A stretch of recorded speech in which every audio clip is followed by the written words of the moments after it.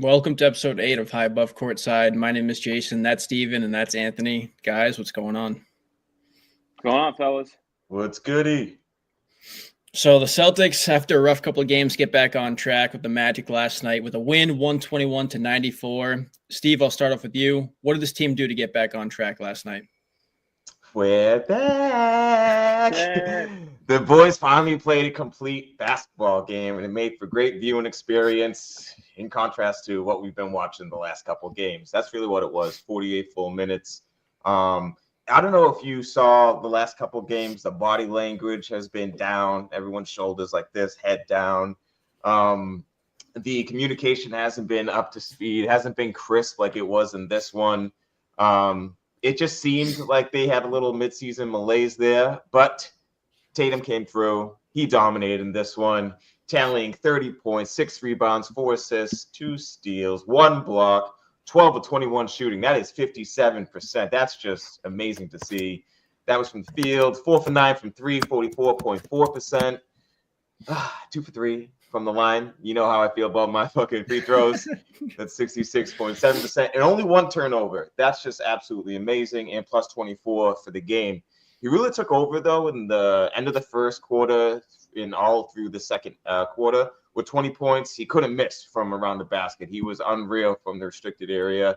And the offensive production was great. Great defense. He looked engaged. You saw him in the stance out there playing one-on-one against Paolo.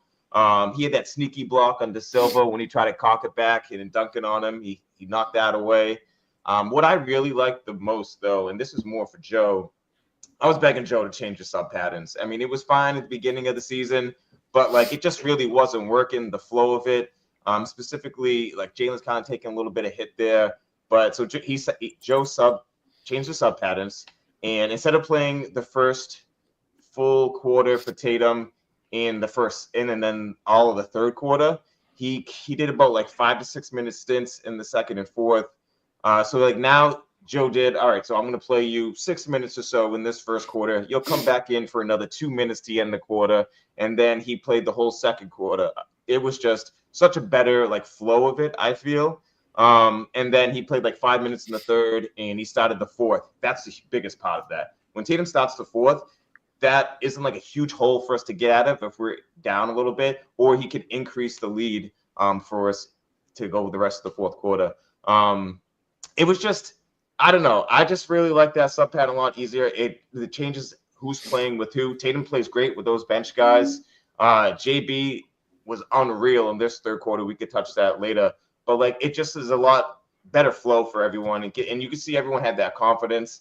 But let's hop to the big guy, the unicorn. KP looked back. If you pay close attention in his eyes, his body language, this guy was locked in. You know when Kobe had that like face when he was locked in, he was like, "Oh, let's go." If you saw like the close up on TV, it was KP had that eyebrows furrowed, the teeth coming out. He was locked in. He played like a man possessed in that first quarter. 100% from the field, 4 for 4 from the field, 1 for 1 from 3.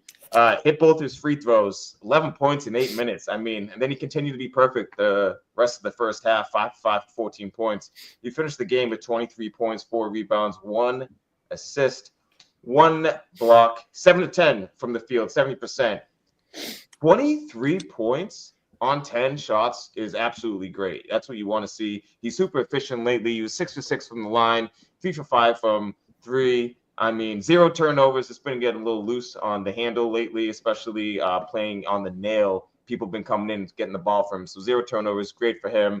The 3-point shot has looked great recently. That really changes the spacing for us. It really helps us extend our 3-point line because he shoots it so deep. And then also we get to have the cutters coming through. You can hit guys on the block. It's just a lot better game. And JB had a tough one in this one shooting wise, but I thought he had great defense, great communication. Everyone was together while he was out there. He distributed the ball great. He finished the game with 20 points, 6 rebounds, 6 assists, 3 steals, real active, like I said, on defensive end. His shooting wasn't the best, 41% from the field. He made a 3, though, guys. He made a 3, 1 for 2. And he was perfect from the line.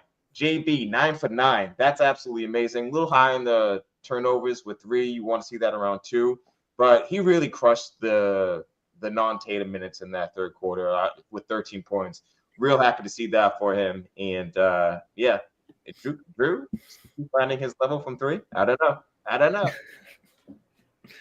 Yeah, like you said, Steve, I thought the first thing I noticed was a substitution pattern. That was huge. They've been obviously the past few weeks awful in the fourth quarter. So the obvious change was to make sure Tatum was starting second quarters and fourth quarters, which Joe did. It seemed like it worked.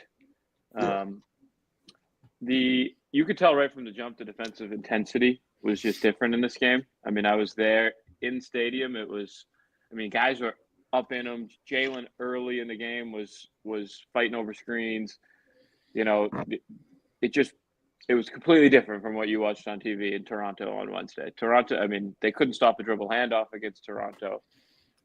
This team didn't just become an awful defensive team, in the past 3 weeks. It's a lot of defense is effort, and it's tough. They played a lot of basketball, and it just seemed like tired legs and mid-season malaise. And it was nice to see last night the intensity jump back up. And then, when the intensity goes up, Orlando 5 for 32 from three, 60%, awful.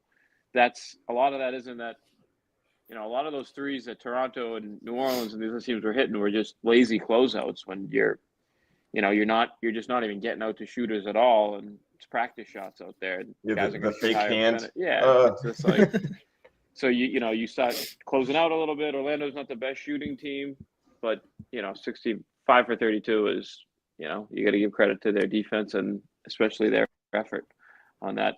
Tatum was unbelievable in this game. Porzingis was unbelievable. The biggest thing for me was they were very intentional about getting to the basket all game long. Only 37 3-point attempts, which I love the 3-point attempts, but it's undeniable that they've been an awful shooting team for the better part of a month now. So you have to, then make a change and say, all right, let's just force our will inside and win different ways, which it was. Orlando's not an easy team to do that against either. They're big, so it was nice to see them be able to get that done against Orlando. Yeah, and Orlando always takes away the three, too, from a lot of teams. So to score in the paint like we did was amazing. 38 points in the paint. Orlando only 44. That's a lot better than Toronto's 60 last game. So I'll take that. I think the Raptors just own us somehow. Why are the Raptors so Jakob Poeltl dominates. It's crazy. RJ Barrett, he's our kryptonite. It's crazy. I have a stat for the past month of the Celtics offense that it's been rough the past month, and there's people are calling for changes and what's going on with this team.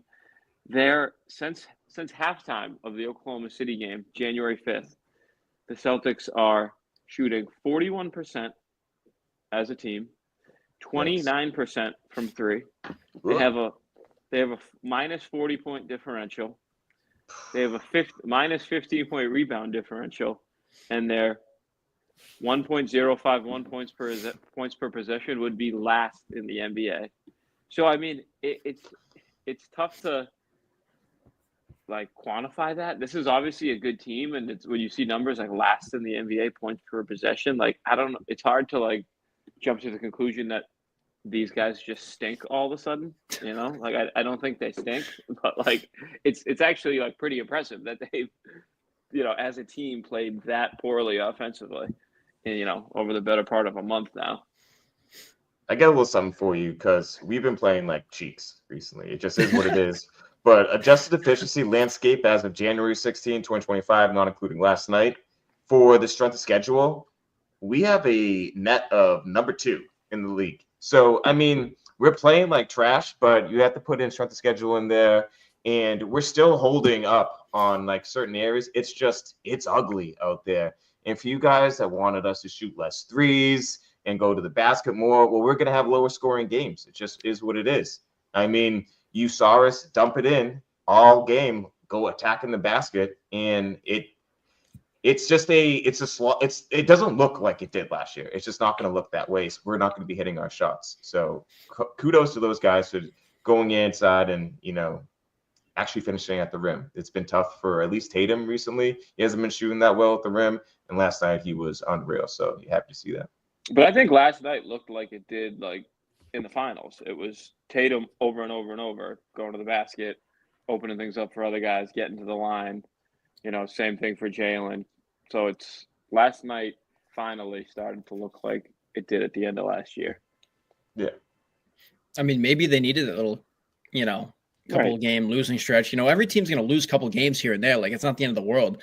I feel like up here, it's magnified 100 times just because, we're Boston, we run the sports world to a degree. So like up here, people don't, can't stand losing, or, they lose a couple games and then all of a sudden like what? We're the City of Champions. Yeah. No, we're the City of Champions. You can say it. No, I know. But it's just like, I don't know, like people just can't stand, or they don't, lose a couple games, you got to blow it up, right? I mean, same thing. I don't mean across sports. I think the Bruins are losing too, a couple games here and there. They want to blow it up, but that's, different story. But I feel like it fits like the same narrative to a degree, right? Like, oh, now we got to trade KP by the deadline. Oh, but Drew's getting old. Now we got to trade him. Derek White doesn't look the same. Oh, then we got to trade him too. Like, it just, I don't know. Couple game stretch, we'll be okay. We'll be dominant again, and we'll run the playoffs just like we did last year. It'll be okay. So we're hoping for.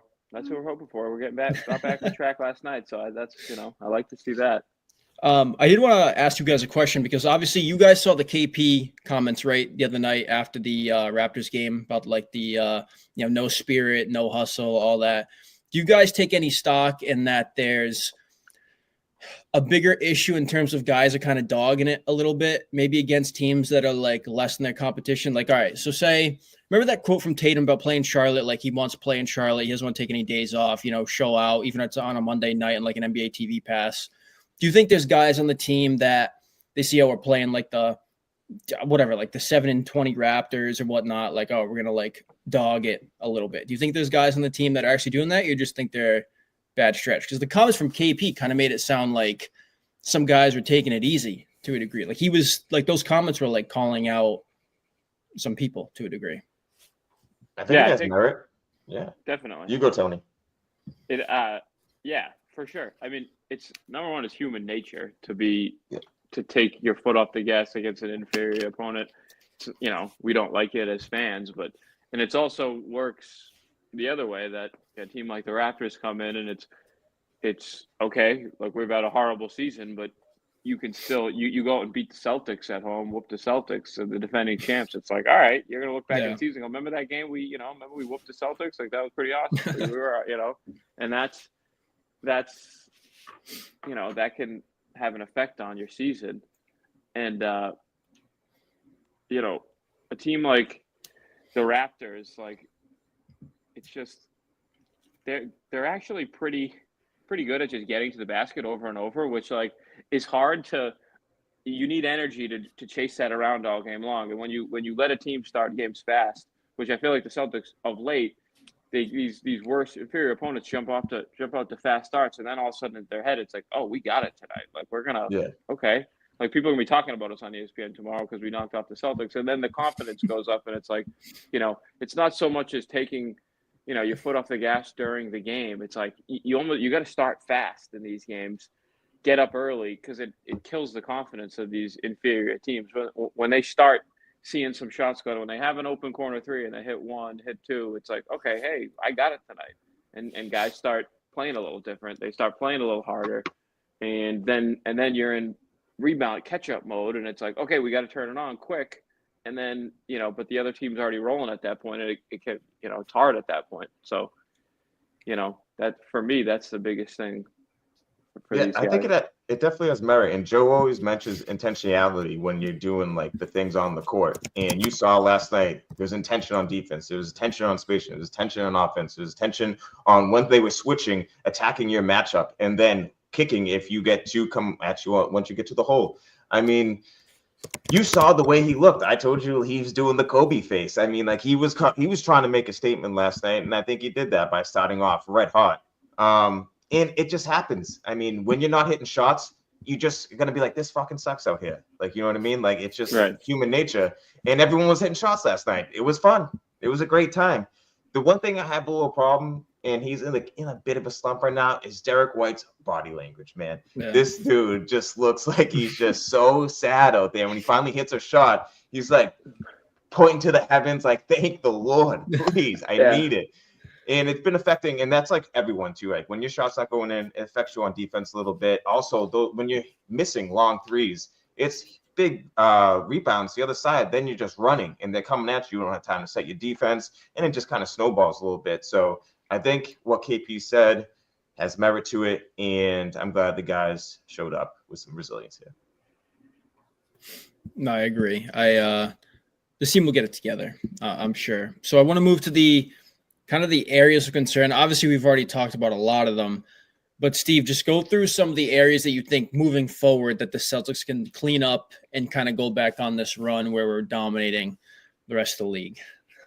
Shooting variance on offense. The process still looks good.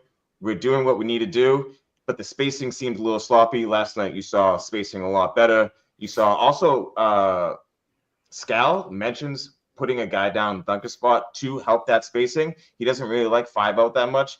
And, sometimes there's a good portion of the game that you want to be playing 5-out depending on what the matchups are. But having that guy in the dunker spot really helps the spacing for at least our shooting variance, because then you have better open shots. You have that extra pass.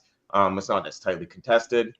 The other stuff, defense, which we saw cleaned up last night. The defensive rotations, I'm not the biggest fan of the zone. I think it fucking sucks. We don't play it well. But you have to communicate in a zone. You have to tell when this cut is cutting, he's going that way. You're going that way. I'm seeing here. There's an ISO up here. There's a screen over there. Like, you need to come over the top, underneath, on certain plays. I mean, you got to be talking on your rotation, just switching, communication. Overhelping has been a big problem. Someone's coming to the hoop. They're shading too much over, leaving open shooters in the corners or above the break. It's just been really tough. I mentioned before the sub patterns. Joe's been switching. He's been tweaking with that all year. Hopefully he stays on the sub pattern that he did last year and kind of mirrored that last night. Effort, as we mentioned, KP kind of put a fire under everybody's ass. So you saw that effort there. And then just the midseason malaise. It's tough when you played as much basketball these guys did or have, and then everyone's giving you best shot. I mean, Caleb Martin hit 7 fucking threes against us. He's hit 10 fucking threes since then. I mean, all these fucking players are shooting crazy on above their head against us, and that's what happens when you're the champ. You have to expect people are going to be playing like Michael Jordan out there when they play against you. It just is what it is, and you got to come correct every game. For sure, yeah. I mean, effort's the biggest one, and you touched on it a little bit, Steve. That the thing for me is these guys have played so much basketball in the past few years, and even Drew, who is only here his second year. It's like deep playoff run every year for him. All our main guys, deep playoff run, NBA championship. 3 of them are on the Olympics teams. It's like they've never had a break, so it's got to be tough in these midseason games to, get up defensively with your effort, especially when, quite frankly, a lot of them are tired probably. So, and that leads us into another conversation we'll probably have is like, what can you do, depth-wise, or are we concerned about the depth where some of these guys need nights off? Like, I think Derek White is just played too much. Like, I think he needs a break. Drew's 35. He needs breaks. Al, all these guys, even Tatum and JB. It's like, it's tough to do consistently, especially when last season it was like, okay, we've always come up short. Like, we were foot on the gas all the time. We have something to prove. No one believes in us. Now it's like, now you turn to the TV and everyone believes in us. And it's like, even when the Celtics are struggling now, you can turn on Kendrick Perkins and Stephen A. Smith. And it's like, well, I still think the Celtics are the best team in the East, but Cleveland's a formidable, when it's like, last year Celtics would have lost to Toronto, and the entire NBA world would have been like, see, this is why they'll never win. This is why they have to blow it up. Let's do a segment on why we have to split JT and JB. And that motivates you. And motivation, that's like, motivation is giving you juice for effort on the court, and then it translates. So when you don't have that all the time, it's tough. And that's why I was glad that KP comments were there and Tatum said the right things. because it wasn't like, hey, we'll be fine. It was like, no, we're playing awful. We're playing with no personality. No, our effort's bad, and we got to figure it out together. It's not. We're not too worried about it. I'd feel worse about it if they were all just, poo-pooing it. Like it's fine. We'll be all right. We'll be good. It's like, no, there are problems, and we got to figure it out as a team. So let's see, the good step last night. Let's see him keep it up over the next month. So I want to ask you guys. So we're going to go into trades a little bit. Now, obviously, we all know that we're handicapped a shit ton in terms of what we can do. And I believe last episode we talked about the Javonte Greens, the Daniel Tice, the Lonnie Walkers of the world to try to help our bench out. But I want to do this exercise in terms of, let's say Brad Stevens and Joe Mazzulla are talking about, how can we get this team to play where they were last year if we keep losing a couple of games and we're not at the level that we should be. Let's say you hear from Brian Windhorst or Chris Haynes or whoever that KP's name is being floated out there and that the Celtics will attach first-round draft picks. What kind of player would you guys choose? And this is hypothetical. This is obviously probably not going to happen. We're just doing it for the fun of it and just for the exercise. What type of player would you guys want in terms of helping this team maybe get younger a little bit and also keep their championship window open for seasons to come? You need a rim protector and someone who could shoot threes. I mean, that's what you need, really. That's what he brings, just a younger version of him. And that's real tough to get, in the league. I mean, you have Al and KP are two of the top ones that do that. Right. I think it's really, really tough to figure that out money-wise, but for the sake of it, I don't know, Tony, they have some lame-ass names out there that don't produce at the level he does. I don't think Walker Kessler's going to be changing the game for us. I don't think another a Jakob Poeltl is going to change it for us. It just doesn't seem like it's a good fit. Yeah, I mean the KP stuff. He's a unicorn. He does so much when he's healthy that if you were to trade him, you have to get a big back because that's where they're at their weakest. But I just don't. KP would not be the guy that I'd be trying to move out at all, even in the offseason. He's just, when he's healthy, he's too much of a threat offensively and too much of a great rim protector that it's how do you replace that? I don't know who. There's three guys in the league, and one of them is Brook Lopez, who's 40, that can do kind of the same things Porzingis can do. So it's I don't know. He's an enticing name that, because he's obviously good, and if you put first-round picks with KP, he's expensive and he's really, really good. So you should be able to get some studs back. But are you going to trade for a stud wing when you have who's Trey Murphy the third? If he's a name that's out there, it's when's he getting on the court? You know what I mean? We're trading KP so he can play 22 minutes when Tatum and Brown sit, and it's is he even on the court to close games if you have Tatum and Brown, where it's it obviously has to be a guy that he's a starter, he's closing games if you trade KP. So it's tough to some of these names, it's tough to figure out who that guy would be. And the Cavs have size too. That's the top seed, right. And you got to have size against them. And and the best thing that we do is pull those guys away from the rim. And like you said, it's just very hard to have that skill set. But if anybody, what do you think, Drew? He's got a reasonable contract in the off season. Drew, I would say the guards, because you have a guy, you have Pritchard who's locked up for cheap, and he's obviously he's worse defensively, but he's obviously a awesome offensively. He's a career 40% shooter. You know what you're getting, so you kind of already have that replacement there. Yeah. I mean, I do think the big thing is Walker Kessler is a good name, and if you can get Danny, if you think that's the guy, and it's all right, Jaden Springer and 2 first-round picks can get you Walker That's the Kessler. Move. Then I would do it all day, and then we could go back, and then maybe in the offseason it's okay, can KP be a guy you can move, because now you have a young big who's not the same player as KP, but still a good young big that's can start games and finish games for you. So there is a name So I just looked up contracts, and actually KP is more expensive than this player. Now, will this team do this? Probably not. I don't think it really fits what they want to do. But Miles Turner in Indiana has 2 years, $40 million left on his contract. KP is at 2 at 60.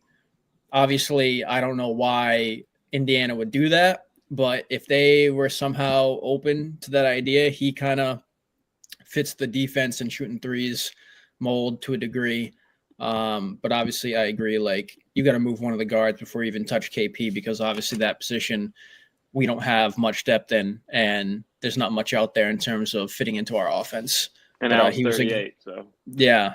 You know, So it's Al's 29. He is 29. Maybe. All right. But Miles Turner is the player archetype that you want, though, and that's why it's so rare. I mean, that's what makes Indiana so good too. He protects the rim really well. He's great. He's a streaky shooter, but he scores at 3 levels. Yeah. But kind of going back a little bit to the Magic game, what did you guys think when KP stole that ball, was on the fast break, and Wendell Carter Jr. was coming behind him ready to swat it? I was yelling at the TV. I was like, "Get the fuck away from him!" I thought it was a dangerous play in stadium. I was like, "Oh my god, here we go!" I thought he messed up his hamstring when he came down. I was scared. Like, Jesus Christ, Wendell Carter's a big dude coming at you. Yeah. Dude. Well, you know why? Because like anytime somebody goes near KP, you're like, please don't hurt him. Like, come, because we lose him and then he's gone for like 2 to 4 weeks. You never know when he's going to come back. So it's tough. It's tough with him too, with like the injury stuff. Cause it's like, if he's on the court, like our team is so dynamic, like we can beat anybody on any given night. And we're like, without him, it's like, we can still win, but it's like, you feel better if he's on the court and he's able to produce, because he's another guy that can drop 25 on any given night. So it's the Grunk effect. It's just exactly right. And speaking of bigs that I would take, I mean, Wendell Carter Jr. is actually a name that I'd take him. Yeah, he's really good. He can shoot it a little bit. He's a big dude. Like he's solid. Didn't you say that's the GM that like won't make moves? Yeah, he just refuses to. So we'll just have to wait for his contract. I guess it's not happening. So I'm gonna take a moment to remind viewers to like and subscribe. It helps a ton for us, especially starting out. Like. Help us beat the algorithm. Come on. Please. So we're going to move to around the league stuff. Steve, you had something about the 12th seed getting MVP votes or the 10th seed getting MVP votes. You wanna... I understand Victor Wembanyama, or like he's amazing. He's an alien. He's got crazy blocks. He's got more blocks than like some teams. He's hitting one-legged threes. He's a marvel to watch. But this dude's the 12th seed. I don't know how he has 4th in MVP voting. It's absurd. I think it's like SGA, Jokic. Who else is up there? Giannis. And then they have Karl-Anthony Towns, who's playing like really well this year. And then like Wembanyama and then Tatum. And it's just like, what are we doing here? We used to be a ethical league. We used to care about winning. Not anymore. We're here for the highlights, the shorts, the John Morant. If that done counted on him, that was amazing. But that's what this league's really about, and that's why you see LaMelo in the All-Star like top rating for guards on the East. I mean, that's what really they want to see. But when it really comes down to it, you got to think about it as a team game. And does this guy make this team win? Does he put them in the position to win? Obviously, San Antonio doesn't have like the best roster around him, but still, I mean, the 12 seed's crazy. LeBron was dragging teams to like at least the top 4. You know what I mean? Like he had nobody on some of his teams, and obviously LeBron's like arguably the greatest player ever. So Wemby has that potential, but it's just mind-boggling the hate that this guy Jason Tatum gets. It's wild. Yeah, can we wait till Wemby's like 25 and like actually definitely like an MVP candidate? Yeah, like he's gonna win 5 MVPs eventually. It's pretty obvious. But he may win 5 Defensive Player of the Years. Yeah, right. And that's the category. It's like, okay, he should be first team all defense, like top vote getters and Defensive Player of the Year. But like, let's just chill on he's the MVP already. But I like the NBA with that new NBC ad had Wemby, Giannis, Tatum, taking it away from the old guard, the Currys, the Durants, the LeBrons, and trying to support the young stars that they have developing here. I understand it all, but pump the brakes, please. One more thing I want to touch on, like the All-Star, Jaylen Brown's kind of slipping a little bit there, and I'm not sure if he's gonna get it. What do you guys? I think he gets about in just that? because he's on the Celtics and they're good. Like if he wasn't on the Celtics though, I don't think he would get in. To be honest, What's his place right now? He's gonna get in because he was Eastern Conference Finals MVP and Finals MVP, and they won the championship last year. And it's like we don't really care what he's doing during the regular season, but his numbers are not all-star numbers right now. No, they're not. And so for I think it's the third tranche of the fan vote came in. It was what? Giannis, Jokic, and then Tatum in third. So, I mean, no matter what you see the vitriol on 98.5, EEI, Twitter, the guy's a superstar, and you're just going to have to deal with it for the next decade. Well, he said last night, they asked him why, why do you think people are always critiquing you? And he says, I must just be sort of a big deal, I guess. That's was Tatum's answer. And he's right. Mic drop. He's a big deal. Like people do, it's one of those things that like to drive ratings and drive conversation, like crapping on Jason Tatum, like gets people to tune in. So people love to do it. And it's, and like Paolo before the game was talking about like how Tatum is obviously they're both Duke guys and he just strives to accomplish everything that Tatum's done because Tatum's done fucking everything. Already. Yeah.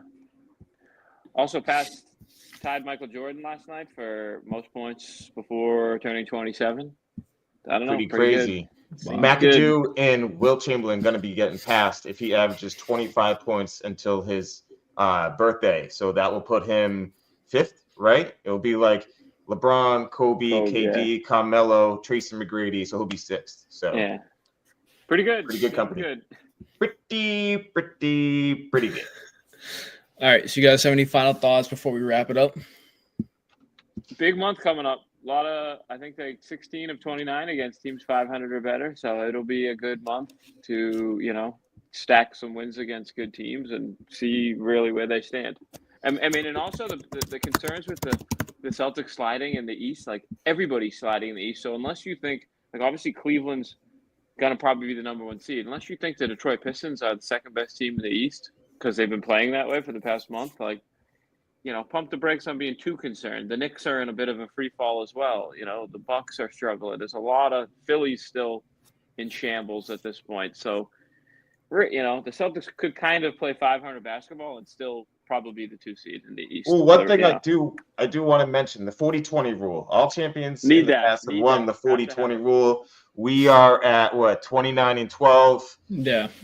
You need that 40-20 rule. Need to be 11 and at least 11 and 7. 11 and 7. Need that. Yeah. Knicks over the last 10, 4-6. Milwaukee 7-3. Indiana on a hot one, 8-2. Orlando 4-6.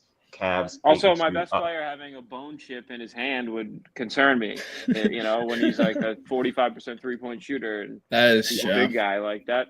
It seems like it's not long term, but like I don't know. I don't love that for Karl Towns. Yeah. Our schedule coming up looks fun. If you're a viewer, I mean, we play the Hawks today, which whatever. Then we got the Warriors, Clippers, and Lakers and Mavs coming up. That's kind of a fun stretch to kind of see. You're playing the teams out west, the 2 LA teams, the Warriors, the Mavs, all good competition. So, I'm excited to watch those games and see. Hopefully, I believe the Celtic intensity is going to rise up here. You go through a couple dog days of playing like the Pelicans, Raptors. Nobody wants to play them. Tough. No, they're saving their energy for LeBron and, the Steph and Luke. Luke is not playing. I don't think Kyrie's playing either. But Kyrie played last night. Oh, did he? He's back. Yeah, they beat the Thunder. Yeah, they beat the Thunder last night. Oh, shoot. Without SGA, but they still beat him. Also, SGA didn't play. About the Pelicans game, like the Pelicans, it was their first game with like their top guys back. Like the Pelicans aren't as bad as their record. They have good players. So it was a tough game, but like I don't know, Zion's back, Trey Murphy's back, McCollum, DeJounte Murray's back. They're going to win some games coming up, the Pelicans. They should. They have a lot of talent, too. And that's why I never really understood why the Pelicans, sucked so much. It's like they've had the worst injury luck in the league this year. They've lost more games to injury than any other team. And they got that rookie center who's, second in Rookie of the Year voting now. Yves Missy? Right? Yeah, Yves Missy. Yeah, he's good. He's good. Swatted Jaylen Brown the other night. At the rim. Loved it. All right, so that will do it for us. You guys can follow us at HA Courtside, and we will see you guys in the next one. Peace. Peace. Later.